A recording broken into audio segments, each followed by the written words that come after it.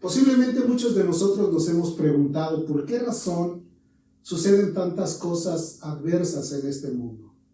Si nosotros estamos conscientes, hemos vivido pues por un tiempo completamente pues marginados por algo que se está llevando a cabo en este mundo, que es una pandemia que de repente cede y de repente vuelve a florecer y que obviamente ha tenido a todo el universo arrinconado. Ciertamente nos hemos acostumbrado a veces a vivir bajo el dolor o bajo la ansiedad o bajo todos los conceptos de prueba que hay en el mundo. Pero hay mucha maldad en el mundo, hay mucha oscuridad, pero también hay cosas buenas que nosotros debemos de saber. Así como dice su palabra, Dios tiene el control sobre todas las cosas. A Él no se le ha salido absolutamente nada del control. El verso 7 del capítulo 45 de Isaías dice: yo Jehová soy el que hago todo esto. ¿Qué hace? Forma la luz, pero también creó las tinieblas.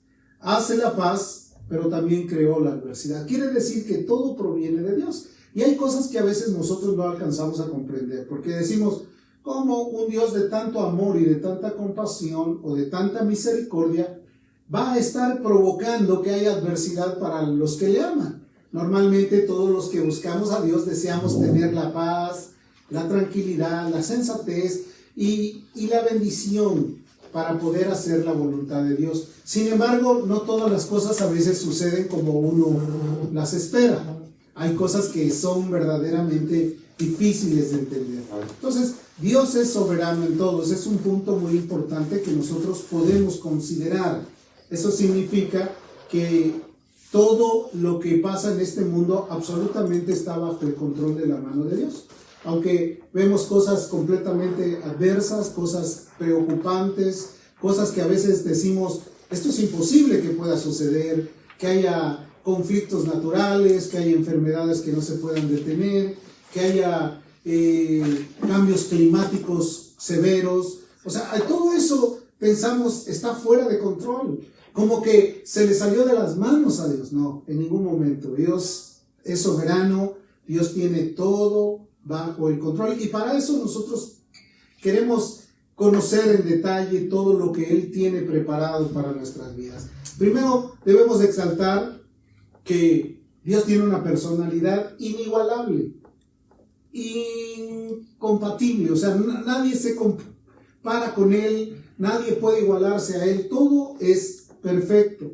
Él es supremo, o sea, quiere decir que gobierna con autoridad y tiene la soberanía, la supremacía, pero también debemos de considerar que Él es el Rey absoluto. O sea, todas las cosas están regidas por su gran amor, por su compasión, por su misericordia. Y no debemos de olvidarnos que Él es Dios. Él es el Todopoderoso.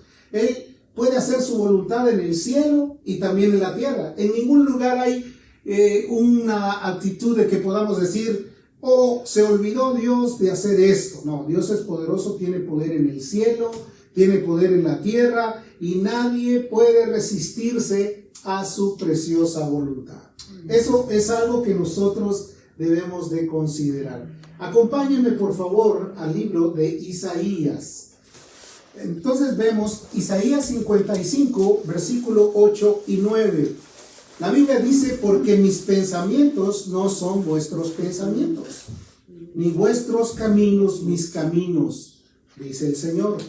Aparte también dice, como son más altos los cielos que la tierra, así son mis caminos más altos que vuestros caminos, y mis pensamientos más que vuestros pensamientos. Quiere decir que como seres humanos tenemos una limitación. A veces no podemos tener un pensamiento tan avanzado como el pensamiento de Dios. Los caminos de Dios también son sumamente diferentes a los caminos del ser humano, porque el ser humano tiene una vida finita.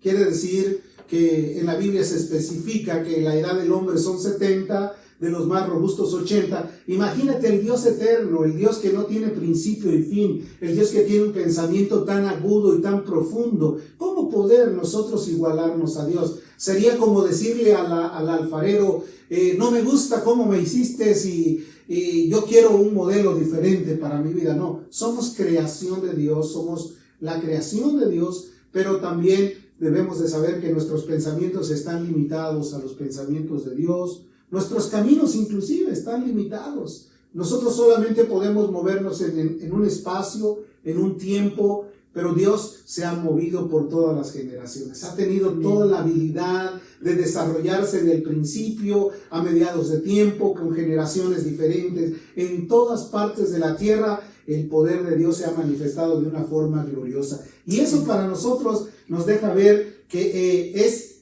inadmisible que nosotros queramos compararnos o tener quizás el deseo de decir somos iguales a Dios. Nada de eso. Su grandeza es infinita y por eso nosotros estamos tan limitados y tenemos que entender su señorío, su soberanía. Aparte, Él es el Dios de la Biblia. Toda la Biblia, desde el principio hasta el fin, habla acerca de la grandeza de Dios. No hay nada maravilloso.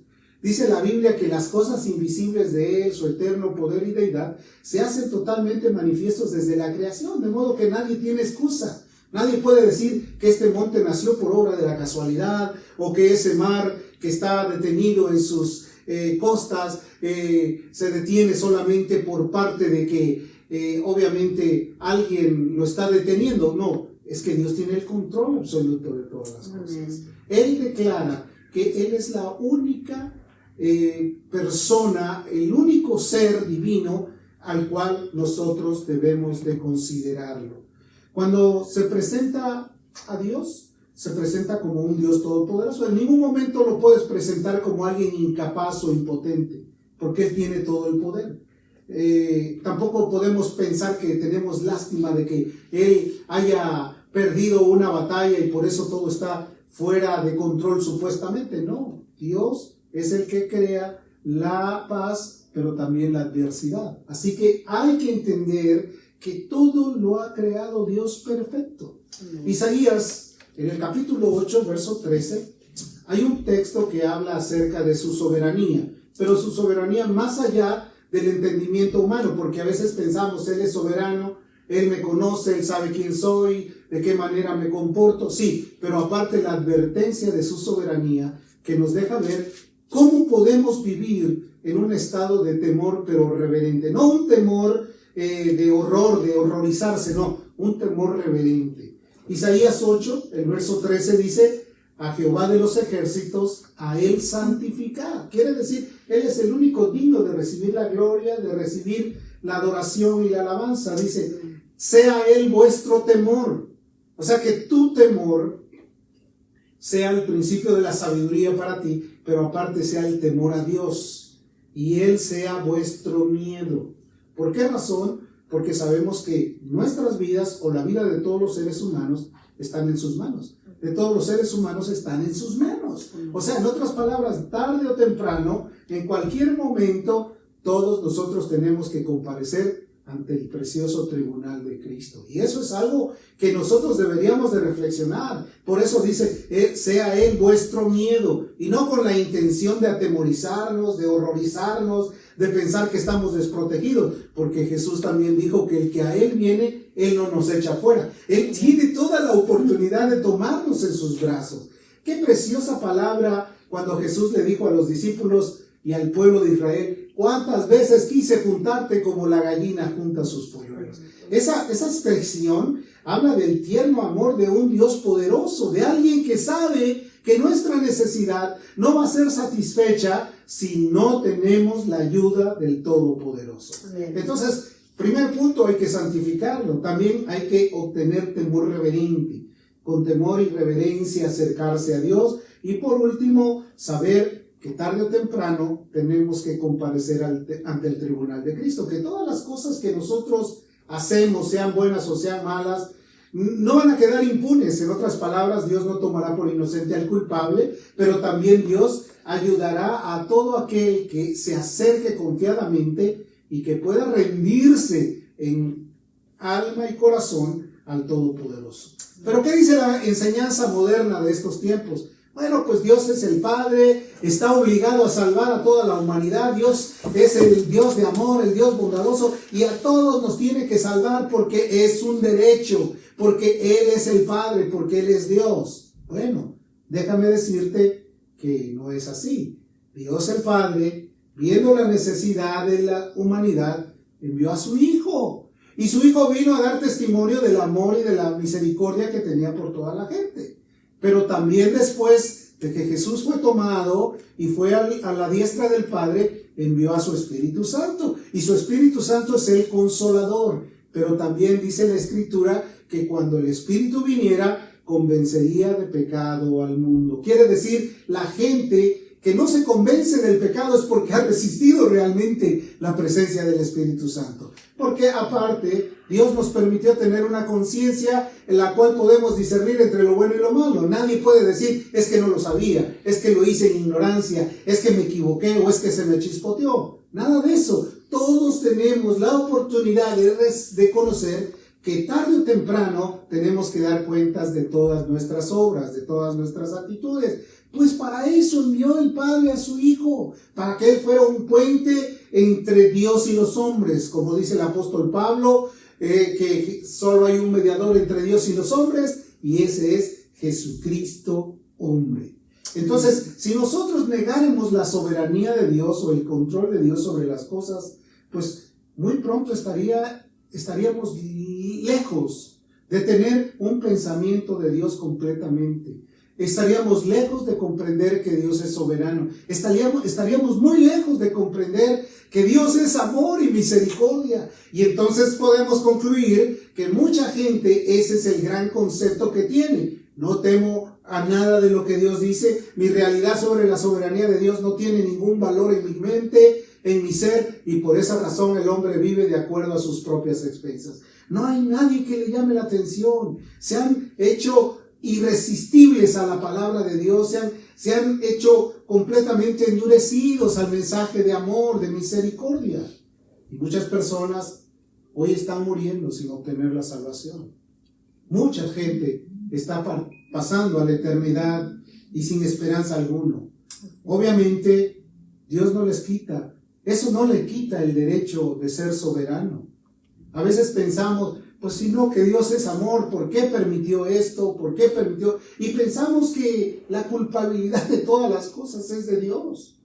No, Dios ya dejó un mensaje claro, específico. Así que la Biblia describe que todas las cosas ayudan a bien a los que aman a Dios. Así que el que está vivo alaba a Dios y tiene reverencia hacia el Padre. El que muere en Cristo y está feliz porque dice la Escritura que bienaventurado es aquel que parte a la presencia de Dios sabiendo que tiene una morada fija. Un lugar donde va a estar delante de la presencia de Dios. El Padre no está desilusionado. Perdón. El Hijo no está insatisfecho. El Espíritu Santo tampoco ha dejado de hacer su trabajo. Su poderosa presencia todavía se sigue manifestando en diferentes lugares para tocar a los corazones, para atraerlos a su presencia. Dios no es falible, tampoco está sujeto a ningún error. Él es perfecto, Él es todopoderoso. No podemos pensar que es impotente o que Él esté sufriendo porque el pecado le ha ganado y ha robado de sus manos a mucha gente. No, ¿por qué habríamos de pensar eso? Si Dios tiene en control todas las cosas.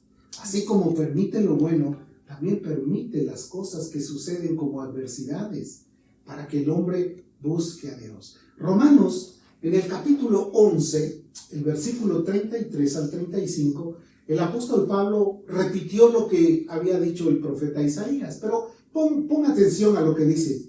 Dice, oh profundidad de las riquezas, de la sabiduría y de la ciencia de Dios. Habla de una profundidad de la ciencia. Algo en lo que a veces ni siquiera tenemos una idea de lo que significa. Es algo, la sabiduría, la ciencia es profunda, es maravillosa. Dice además, cuán insondables son tus juicios. No podemos tener una comprensión de lo que sucede. No podemos decir, es que esto pasó por esto y esto. No, son insondables sus juicios. Inescrutables sus caminos. ¿Qué quiere decir inescrutables? Que no los puedes escudriñar, que no los puedes analizar, que no los puedes comprender así de una manera tan sencilla. Hay que escudriñar para poder conocer cuáles son los designios de Dios. Dice, porque ¿quién entendió la mente del Señor? ¿O quién fue su consejero? ¿Habrá alguien que le haya dicho, Señor, te equivocaste en esto y te voy a dar un consejo? Nadie. ¿Quién fue su consejero? ¿O quién le dio a él primero para que le fuese recompensado?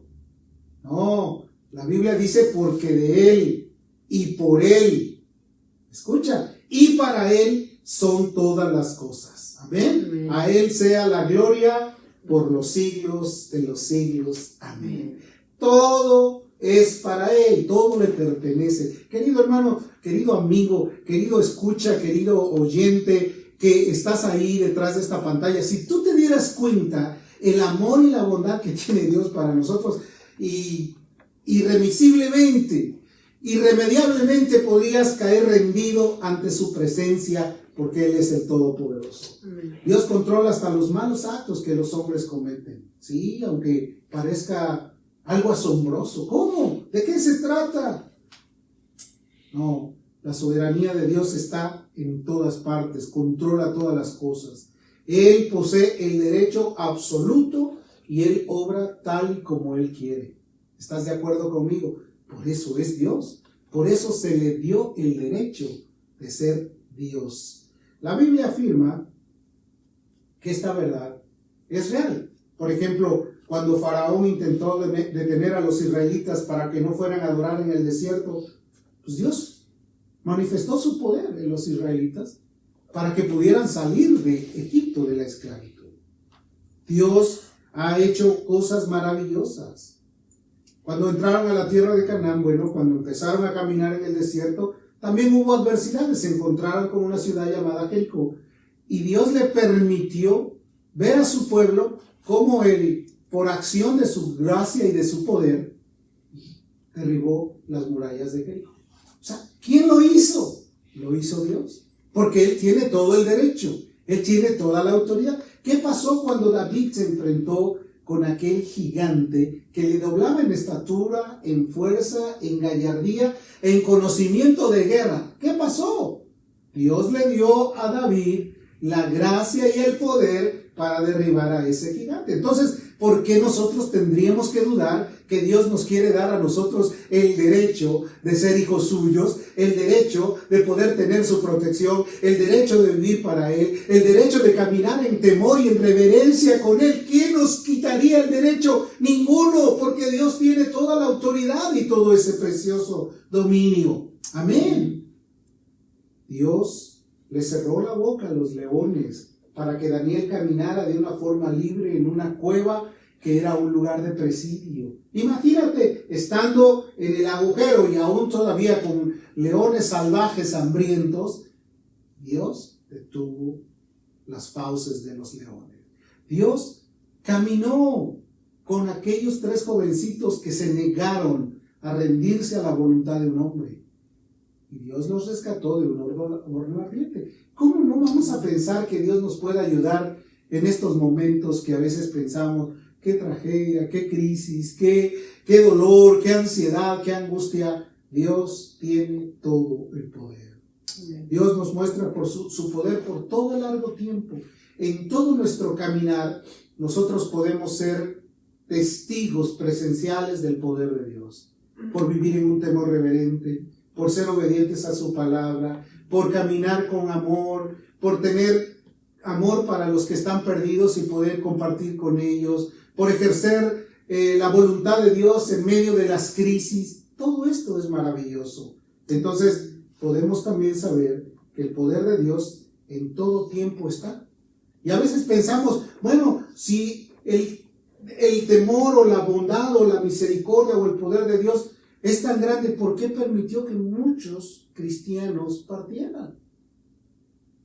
Porque eso no le corresponde a Dios. Dios llama a los justos así como a los malos. La Biblia dice que de tal manera se manifiesta esto entre el bueno y el malo. No hay ninguna necesidad de pensar que es culpabilidad de Dios. Así como hace salir el sol sobre malos y buenos, Dios también tiene la oportunidad de llamar a justos y impíos. Y dice la Biblia que estimada es para el Señor la muerte de los justos. O sea, si murió murió en el Señor. Si él estaba caminando, ¿cuál es el problema? Estuvo en la presencia de Dios. Pero a veces pensamos, no, es que a lo mejor él tenía otras cosas que hacer. No podemos poner nuestra mentalidad a la mentalidad de Dios. Dios sabe qué es lo que hace y Dios sabe de qué manera se va a comportar o va a realizar su preciosa obra. Entonces, muchos decimos, es que a lo mejor se le salió de control todo. Absoluto, en lo absoluto, no hay nada de eso. El poder de Dios siempre ha rescatado a su pueblo del peligro, pero en algunas ocasiones ha dejado ejemplos para que ese pueblo que padeció o que sufrió o que fue vituperado por causa de Cristo sean un ejemplo para todos nosotros los que aún estamos sobre la faz de la tierra. ¿No dice la Escritura que ejemplo nos dejó Dios? Para todos aquellos que hemos alcanzado los últimos tiempos. Déjame explicarte, por ejemplo, lo que pasó en el libro de Hebreos. Por el año 60, 65, antes de que llegara Tito Vespasiano y que arrasara con Roma, muchos cristianos padecieron. Y de hecho fueron establecidos en el Salón de la Fama de la Fe porque padecieron por causa de Cristo. Déjame decirte, en Hebreos 11, versículo 36 y 37 dice, otros experimentaron vituperios, azotes, y además de estos prisiones y cárceles. Fueron apedreados, aserrados. ¿Sabes qué significa aserrados? Solamente alguien que conoce la labor de ir a cortar árboles sabrá que es aserrar un árbol. Agarrar una sierra y partir un árbol. Así habían sido ellos partidos por la mitad. Puestos, dice, a prueba. Los probaron, sí, en el tiempo de las mayores persecuciones, que fue en los primeros 300 años de la iglesia cristiana. Muchos eran probados en su fe. Les decían, si quieres tener vida, tienes que renunciar al cristianismo. ¿Y sabes qué? Ellos morían dignamente en la hoguera o dentro de las fauces de los animales y no negaban su fe. Fueron aserrados. Dice también, murieron a filo de espada. Anduvieron de acá para allá cubiertos de pieles de ovejas y de cabras.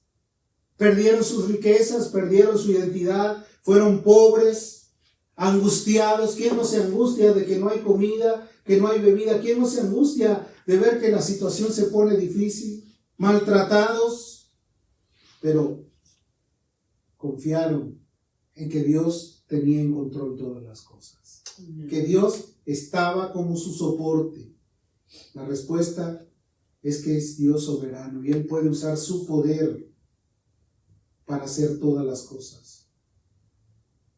Así que, así como le concede poder a algunos, a otros les concede también el poder de padecer por causa suya. Dio a Noé, a Matusalén, muchos años de vida. Dios nos ha permitido vivir en medio de tanta tragedia. Dios es soberano. Cuando Jesús llegó al estanque de Betesda, se encontró que había un hombre que por 38 años estaba padeciendo de una parálisis. Y había una gran cantidad de personas. Dicen que todos ellos esperaban el remover el agua por la acción de un ángel. Y cada vez que eso sucedía, los primeros que caían a ese estanque eran sanados totalmente. Pero Jesús se encontró con un hombre que no había tenido este privilegio, a pesar de que, según la Escritura, parece que ya tenía algunos buenos días esperando el movimiento de las aguas.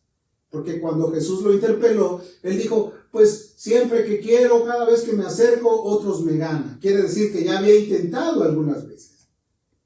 Y Jesús, con todo el poder y toda su sabiduría y su entendimiento, solamente le dijo, levanta tu lecho y anda.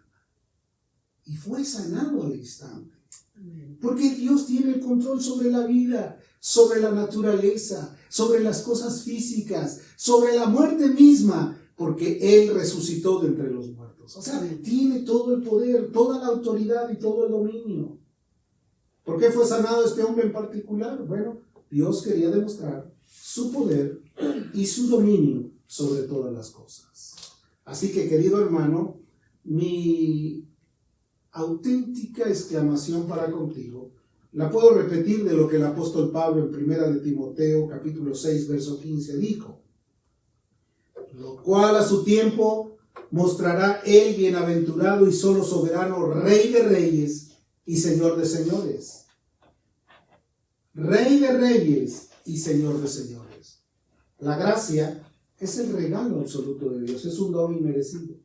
Lo hemos recibido de parte de Él para que podamos comprender que suyo es el reino, el poder y la gloria. Nadie le puede exigir a Dios, dame esto, dame aquello. Lo único que puede hacer es suplicar que Dios en su misericordia se acuerde de nosotros. Jesús enseñó y dijo, al que pide, se le da. Al que toca, se le abre. Y al que busca, encuentra. O sea, tenemos 3 direcciones claras y precisas. Tocar, pedir, tocar y buscar. Para que podamos comprender que Él tiene tantas cosas para nosotros. Podemos regocijarnos, hermanos, de que Dios todavía tiene interés en los pecadores.